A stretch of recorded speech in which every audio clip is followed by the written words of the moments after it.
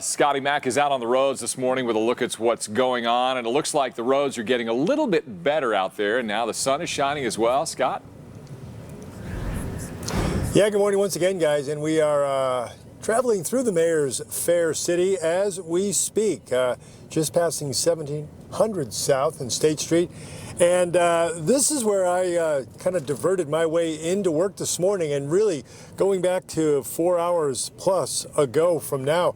And they have done a magnificent job, all things considered, on State Street. It continues to be, very passable, as long as you take your time and don't have to slam on the brakes. So things moving very well.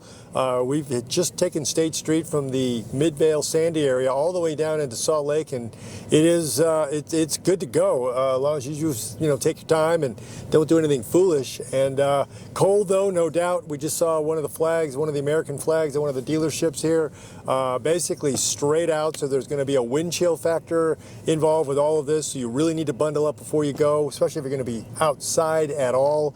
But yeah, things moving along nicely at this particular juncture, and we'll continue keeping an eye on it through the rest of Good Day Utah. But for now, we are live from the Fox 13 Nissan Weather Beast in Salt Lake City. Scott McCain, Fox 13 News, Utah.